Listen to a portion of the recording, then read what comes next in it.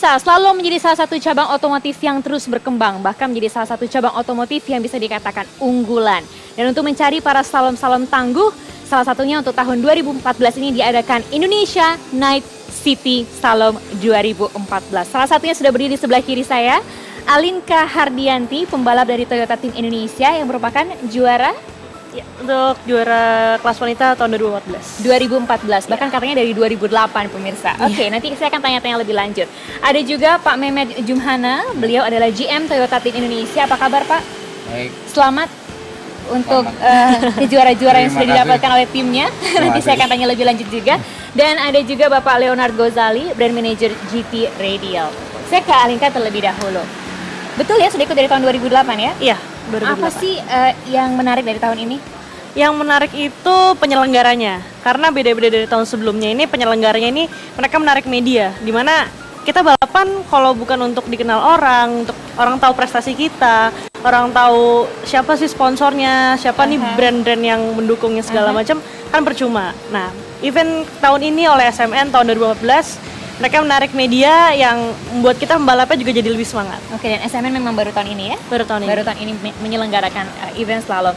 Alinka, tadi bilang 2008 sebetulnya sudah ikut. Iya. Dan menjadi juara untuk kategori wanita. Iya. Betul ya? Iya. Dan itu prestasinya Terus sampai alhamdulillah 2015 kemarin. 2014. Selain itu apa lagi juaranya? Selain itu tahun 2013 kemarin aku memenangi juara pertama waktu itu untuk kelas modifikasi. Itu salah satu kelas bergengsinya, itu salah satu target dalam pencapaian dalam karir slalomku juga. Alhamdulillah aku juara pertama. Dan mobilnya ada di belakang. Iya. Itu mobilnya Alinka dibawa serta sama kita ke sini, pemirsa. Pak Mehmet, ini kan kalau dilihat kejuaraannya sebenarnya sudah berjalan beberapa kali dan juga ada berbagai tahun dengan berbagai penyelenggara juga. Kenapa kemudian Toyota ikut serta untuk mensponsori? Oke, terima kasih Mbak. Sebetulnya ini berawal dari proposal yang kami terima dari SMN, di mana isi proposal itu sendiri bisa mengakomodir kepentingan kami sebagai tim pabrikan. Apa sih yang diakomodir? Seperti apa misalnya yang diakomodir?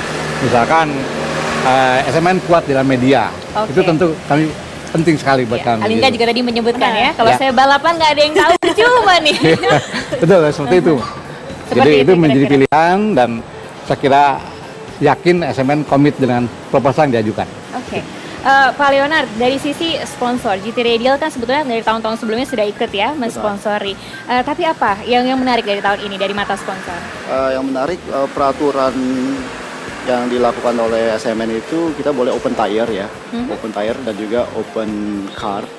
Jadi siapa aja boleh ikutan.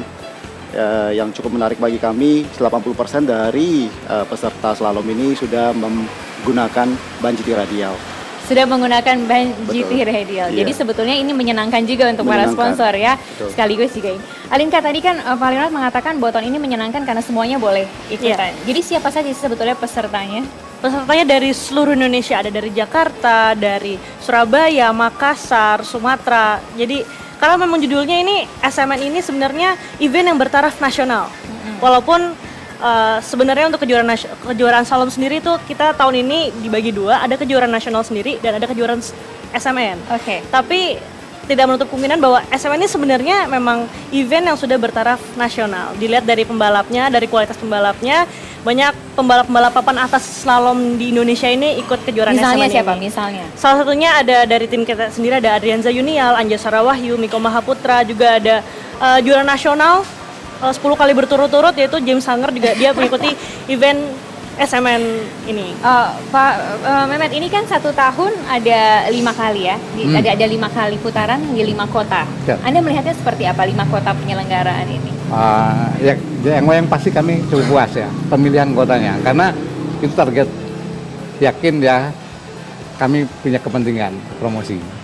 Artinya pemilihan kotanya cukup efektif lah. Gitu. Itu ada diawali di Purwokerto, betul ya? Purwokerto, kemudian Malang, terus ke Solo, betul ya? Kemudian Yogyakarta dan terakhir di BSD Tangerang. Nah, Pak Leonard, kalau melihat ini sudah berjalan-jalan ke 5 kota. Kalau tadi Pak Mehmet mengatakan ini penting juga karena kami merasa bahwa kota-kotanya adalah tempat yang sangat strategis juga untuk kita promosi. Dari kacamata GT Radial sendiri melihat kota-kota ini seperti apa, Pak? Dari kami sih ini cukup satisfied ya, karena kita juga at the same time bisa mempromosikan ban GT radial di setiap kota ini. Jadi kita I would say kita sudah sukses lah untuk menginfokan ke masyarakat bahwa ban GT radial bisa adu dengan ban balap lain.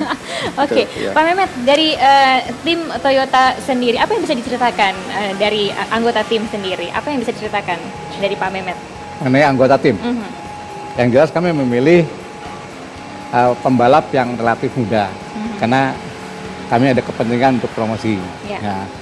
Tapi juga punya kualitas. Aha. Tidak hanya kemampuan dia, skill, tapi juga pribadinya. Dan buktinya memang juara ya, selain Alinka, kemudian ada di kelas apa lagi, Pak Betul, Mehmet? karena yang sebetulnya selama ini kan perorangan, Aha. tapi ini kan tim. Jadi bagaimana mengkombinasi antara pribadi, ego pribadi menjadi tim, itu tidak mudah. Tapi ini mudah. terjadi, Aha. karena kami, alhamdulillah hasilnya juga memuaskan. Apa saja Pak Mehmet? Ya tahun 2014 ini kami menjuarai tim untuk kelas standar, Mhm. tim untuk kelas modifikasi. Jadi kelas-kelas Oke. bergengsi yang kami ambil untuk timnya. Oke. Jadi kelas artinya bergengsi. kami punya anggota yang cukup dibanggakan. Alinka, ini kan katanya selain pembalap-pembalap atau peslalom-slalom lah ya, istilahnya peslalom nasional, juga ternyata ada yang internasional ya. Ada beberapa pembalap internasional juga yang ikut serta gitu. Seperti kayak Miko Mahaputra, dia sudah pernah berlaga di luar negeri. Dia alhamdulillah bergabung juga dengan saya satu tim di Toyota Team Indonesia dan dia ikut untuk kejuaraan slalom ini.